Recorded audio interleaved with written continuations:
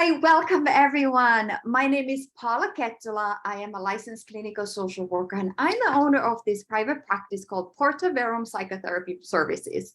Today, I have the absolute pleasure of chatting with Logan, who is one of our amazing therapists.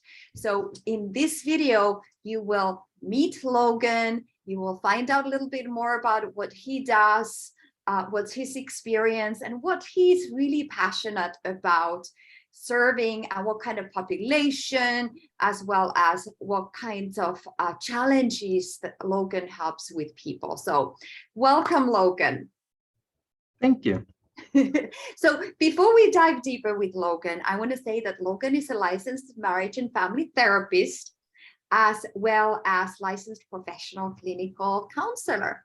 He graduated from Pepperdine University. He has a Master's of Arts in Clinical Psychology with the emphasis in marriage and family therapy, as well as a Bachelor of Arts in marriage and family therapy, I think, right? Logan has 6 years of experience being an amazing therapist, and I really love something that Logan is very passionate about and that he talks a lot about, which is compassion, non-judgment, and humor are vital to healthy and genuine therapeutic relationships. So I really love that, and that's kind of like one of your cornerstones of your work. So happy to have you here today, Logan. So let's begin. Can you tell us a little bit about who do you serve, what population, or what kind of issue or challenge that people are struggling with that you feel really passionate about helping people with? Something that I'm really passionate about that I find can be really helpful is dealing with adjustments. And that might be a college student graduating and trying to transition into being an adult. Or maybe a marriage has found some difficulties and there's adjustments that need to be made. Or perhaps it's the loss of a loved one. And these types of adjustments can be really challenging, and there's not a lot of guidance out there. Yeah. And I feel like personally, when I've gone through these challenges, I wish there had been someone there for me. And sometimes just having someone to talk to can be really, really beneficial. Mm-hmm. Absolutely. So what I'm hearing is that those big life transitions, right? There's a huge adjustment or transition, and people really needing some guidance around that. What do you see possible for people when, like, give us 2 scenarios, like what happens if people don't get some support and guidance when there's those big transitions in life? And then what is the possibility when people do get some support around what's going on and how to process and handle everything, because it's overwhelming, right? It can definitely be. Without therapy, an individual might find it hard to go from college to a career, and they might find that they've depended on certain patterns of behavior growing up that just no longer work for them. They might not know how to find a job, or they might become really anxious and just stop looking. And that's when growth can ultimately stop. Talk about the possibility for growth that is possible with the right kind of supports in place. Absolutely. With the right kinds of support in place, not only would someone find their transition to be easier, but hopefully we would cultivate enough skills that they would feel confident in future transitions or other challenges that present themselves. Ultimately, my goal is to not have someone dependent on therapy, but feel confident enough to go forward. Yeah, I love that confidence, right? So I'm hearing that part of the therapeutic process is going to be building confidence and mastery in when crises and transitions and adjustments happen in future. So this is really, so what I'm gathering, it's not only about this particular situation, but something that will set people up for success later on in life as well. So can you speak a little bit more into that? So how do you help people? How do you help people with these transitions, whether it's from college to career, or something happening with the relationship or loss or whatever it is? Can you tell us a little bit about what kind of therapy modalities do you use, or tools or techniques that you have? In terms of modalities, I'm a big fan of using pretty much what fits that individual client. If something really doesn't resonate with you, it might be narrative therapy, which is focused on the stories that we've created for ourselves to explain our past and present and future.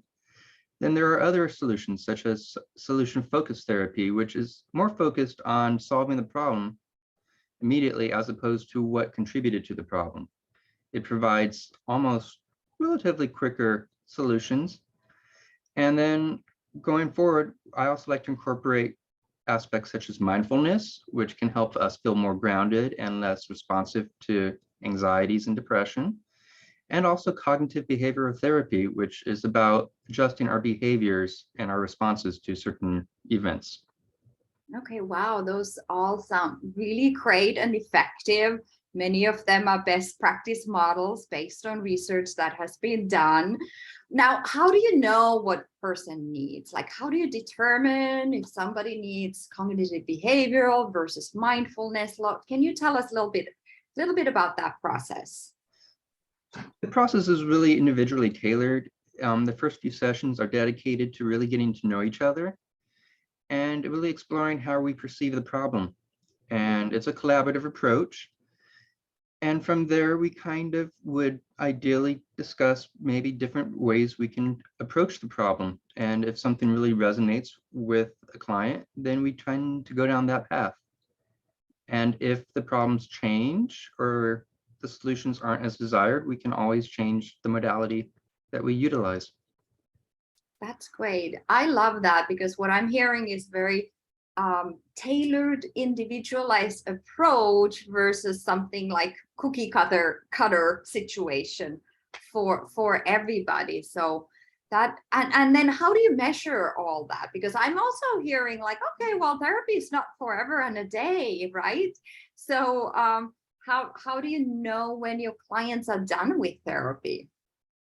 That's a really great question. Initially, we start with a scale of 1 to 10 based on the issues. It might be anxiety or depression or how often communications break down, and we kind of take a measurement of that. And then throughout therapy, we might reflect back on how was last week? How would you rate it? And ideally, we would see gradual and consistent improvements. Yeah. And Okay. as the issue tends to subside, we might go back and see if there's other aspects that we want to address. And if not, we might consider tailoring down or maybe seeing each other bi-weekly, or maybe when maintenance is required.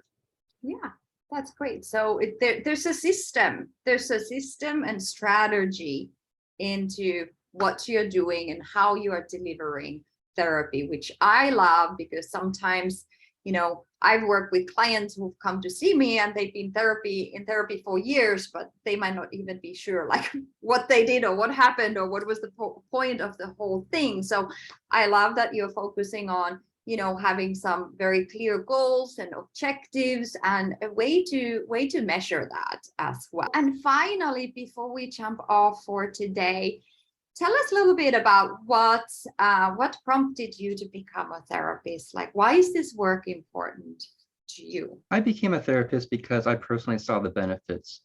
Growing up, I was profoundly deaf, and I found that I had a lot of social anxieties and fear of public speaking and just communicating with others. And through therapy, I found the confidence to publicly speak and to have friends and a wonderful family. And that was all thanks to therapy. And then growing up, I also had depression and challenges with college and finding a career. And each time I found therapy to be a very core component to that process. Mm. Thank you for sharing that, Logan. And I really love that you're talking about that and speaking about your own journey in a very authentic and vulnerable way, because that is really what so many other people are struggling with as well. These challenges, different kinds of challenges that are limiting their lives. And without that support in place, maybe your path might have been a whole different than what it is today. So I appreciate you sharing that, and that your heart and your commitment and passion to this work. So I really, really appreciate that.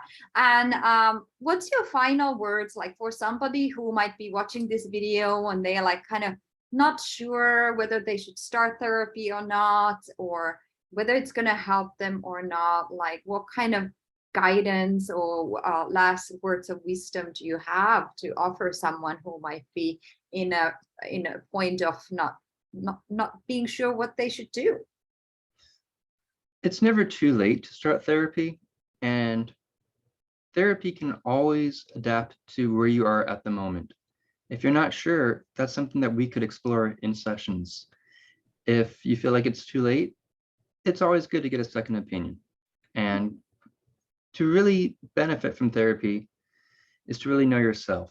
And authenticity is a core component to happiness, and therapy can absolutely assist with that.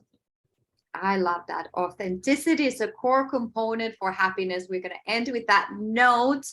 Thank you so much, Logan. And if you're interested and curious about working with Logan or one of our other therapists, you can also watch the videos and introductions for the other therapists and see who might be a good and right fit for you. And don't hesitate to reach out to us.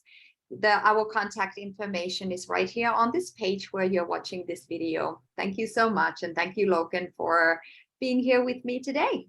Thank you.